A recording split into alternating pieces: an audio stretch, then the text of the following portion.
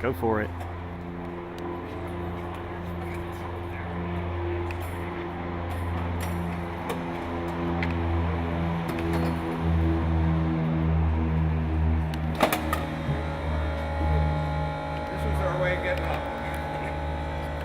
Behind the navigators, and I was an instructor while I was over there, so I used to fly a number of my missions in what I'd call a bicycle seat, is essentially what it was, and it was right behind the navigator's seat.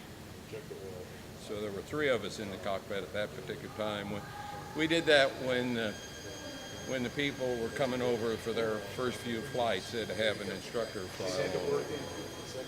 But don't mind, I'll slide on down. You'd mentioned that it was fairly well original, and it is fairly well original. You know, most of the stuff that I see in here is exactly the stuff that we had.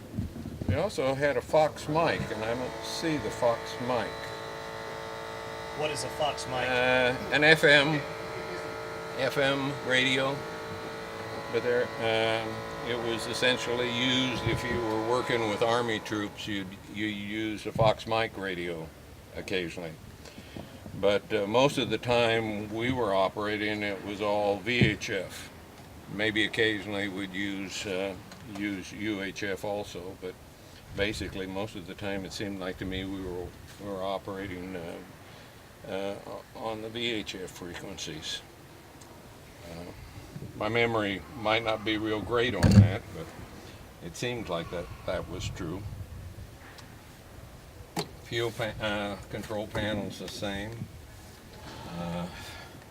I don't remember having a low freak, but it doesn't make any difference. We did have TAC and nav, and like I say, the instrumentation's looking good.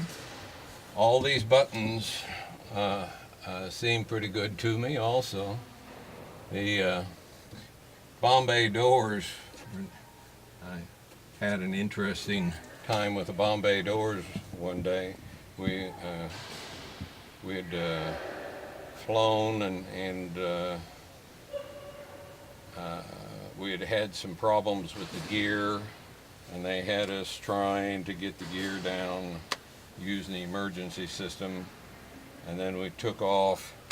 They wanted to divert us to Udorn, and we took off, started going to Udorn, and we started looking at our fuel consumption. Our fuel consumption was so high, it didn't look like we were going to get to Udorn.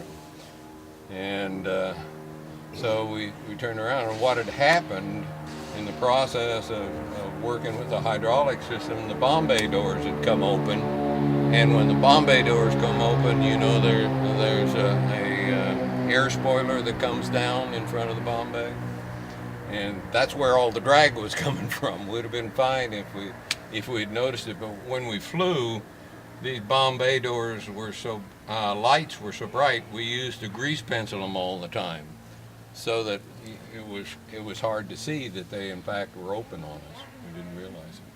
Okay. Is there any particular mission that sticks out in your mind? Oh, yeah, I've got a few that stick out in my mind. The one where we lost Bo Hertland, that one I will never forget. Like I say, the pilot was Mickey and McMullen was back in behind, and in the other plane was our squadron commander, Skippy, and Bo Hertline. And like I say, the story is, you know, I don't know whether it's completely true, but apparently when the round hit, it blew Bo's arm off, and he bled to death. Is how we lost him. But I remember that mission rather distinctly. I remember a mission that we had in northern Laos where at Laos we normally flew at night, but occasionally when we went up to the northern part of Laos, we'd start off early while there was still some daylight. And we got up there, and one of the people on the ground started facking us in on a cave that he said there were bad guys in. And of course it was during the day here when we're used to flying at night. And my pilot, he made multiple runs, but none of them were really effective until he started using his guns. And when he started using his guns, he could hit the target. But other than that, we were hitting all around that cave opening. We never did get one inside the cave. I remember that. You were throwing bombs at it at first? Yeah, bombs and napalm. I remember one of the early flights that I had. When I was there, we were up in northern Laos again, flying along the roads there. And when we went to northern Laos, we would normally do our own flaring, and there wasn't any fact. We'd go up and we'd drop a couple of flares, and then you'd fly in underneath the flares looking for things, okay? Well, I remember this one because, like I say, this was probably one of my very first few flights that I had. And anyway, we were down in underneath the flares flying up a valley. And I looked out the side here, and if I looked out and I see that tip tank, if I continued on straight on out there was a truck going down the road as fast as he could go back that way. And we were just level with him. I couldn't believe it. We were level with him, and that truck, I can still remember it had a tarp on it or something. I remember it flapping. I can almost remember seeing the driver in the thing. But like I say, he must have been equally as startled if he looked out the window and saw us flying by. And you flew 192 missions? Yeah, 192. And what years were you there at NKP? Well, it seemed like to me I went there in '68 and I came back in '69, but I'm sort of foggy on that right now. I don't know why I'm saying '68, '69. I can look it up. I've got some papers down there. I had a list of the fellows that were killed. A particular pilot you remember flying with? Pardon me? A particular pilot you remember flying with? Oh, I remember a lot of them. I remember a lot of them. Any one that sticks out in your mind, maybe one Well, you enjoyed flying with? the one that I flew most of my missions with was Doug Carmichael. We called him Glass Eye. That was his nickname. It was Glass Eye Carmichael. I don't know how he got that name now that as I try to remember it. I think somewhere he must have been, we must have been teasing him about his accuracy on something or other, and he said, well, it's probably because of my glass eye. So he was known as Glass Eye Carmichael all the time. But no, like I say, if I looked at that 192 missions, I'll bet probably, oh, gee whiz, maybe 150 of them were flown with Doug, as I recall. You know, we fairly well stayed and flew as a team. Occasionally we would fly with other people, but generally you flew as a team, which was what you really needed, because you needed to be in the rhythm as you're going around and deciding on when to dive and when to bring the props up and when to bring the power up, and watching the power as we're maneuvering. But it depended, and like I say, that the one pilot I told you about, he didn't want the navigator to touch anything, and so the navigator sort of held their hands and rode along. But most of the pilots were not that way, but we did have one that was that way. Well, now, as a navigator, you were in charge of the armament, weren't you? Yeah, basically the armament and the engines. The pilot would control the throttles, but we normally control the props and the mixture. And even on takeoff, he would normally have both hands on the control wheel, and I would be handling the throttles for him, making sure that we didn't exceed the max BMEP. I don't know, does this one still have the water tanks? Yes, sir. We have the alcohol injection. Yeah. Okay. It is actually a very complete aircraft. There's almost nothing missing from it. Yeah. Yeah. It was a great airplane. It always kept bringing us back. I lost engines twice. One of which was after we were done with our strikes and we were on our way back, and just all of a sudden one of the engines quit on us. And in fact, that one made a Flying Safety magazine article that I have at home. And what had happened, apparently some water had got into the shut-off system, you know, the fire shut-off system for the engine, and it shorted out, and that's what cut the engine off for us.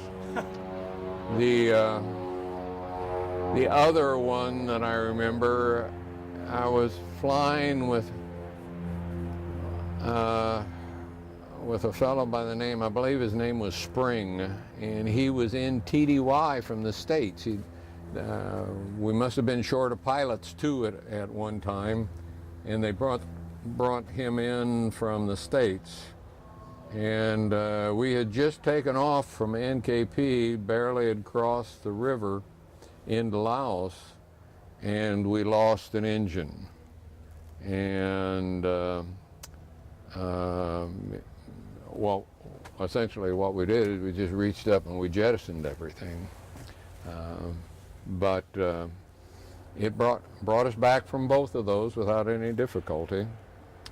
To the best of my knowledge, my pilot and I only got hit once, and that was with small arms stuff out towards the tip tank.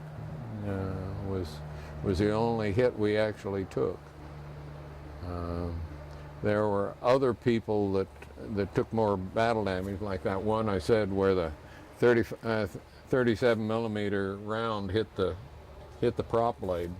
That would have been scary as hell to me, because to have that happen, and like I say, it hit on his side. I can remember a lot of tracers. I still swear up and down that there was a tracer between that nacelle and me. On one time, they really bracketed us, but I swear that tracer came right through here. I remember another one, and I still have never sorted out what happened to us on this one. We were done striking, and we were on our way back to NKP, and I happened to turn around and look back, and I saw this big stream coming toward us. And I said, Doug, those son of a bitches are shooting at us. You know, we're all done and we're on our way back. We didn't expect that. And all of a sudden, it all comes around and the stuff starts exploding in front of us. But we didn't take a hit. But I still don't know how they knew where we were and how they directed that fire so accurately. Because we were a long ways away. It was at least, well, let's see, it must have been a minute or, well, it must have been 2 or 3 minutes after we were done striking and we were on our way home. And to look back and see that big stream, normally you worried about stuff that didn't change. You know, if it was steady coming right at you, there wasn't any azimuth change. And that's why I was so surprised that they were shooting at us from back behind. Like I say, I've never, ever in my mind been able to sort out what happened to us on that flight. I remember flying with with one pilot. You know, during the rainy season, it was really doggy. You'd go out and you were above the clouds, but they were more or less solid. You couldn't do a lot of striking. And this one pilot I was with, we were down sort of southeast of the Mugia Pass, I guess it was. And anyway, he got annoyed at not doing anything, so he says, let's pop through these clouds. And I remember we popped through the clouds, in underneath the clouds, and I couldn't believe the number of fires that I saw all over everywhere. Everybody in the world must have been out cooking that night because it was just little lights all over everywhere after we got in underneath the clouds. But you know, you get in underneath the clouds and you're looking around. The karst was fairly good in height. I didn't feel terribly comfortable down there, but we looked around and couldn't find anything, and so we finally popped up back through the clouds. But I remember that just because we normally didn't do that. We would occasionally go out on those kind of days when the rainy season was in there, and we might do what was called at that time Sky Spot, which was an RBS site running you in and telling you when to drop your ordnance. And we did that once or twice, I think. Most of the missions were dive bomb attacks, but occasionally in bad weather we did do some sky spotting. What is sky spotting? Well, it's do you know what an RBS site is? No, I do not. Okay, well, it's a radar bomb scoring site. We had them throughout the United States for practice, where people would fly over and then make a bombing run. My first operational assignment was in B-52s. I flew in the B-52s, Fs, Gs, and Hs. Got a lot of hours in B-52. And anyway, you'd go and you'd make a bombing run. And we had a radio that you'd turn on, and it would give you a tone, and when you cut the tone, that's when the bomb released. Well, the people on the ground with their radar would determine where your bomb impacted, okay? Well, what they did in Southeast Asia is they reversed the process. They had the radar site tell you what heading to fly and what airspeed and what altitude, and then they would tell you when to drop your bombs, hopefully hitting the target that they were aiming at. But that was a sky spot. That was a sky spot. Lots of the other airplanes did sky spot missions too, but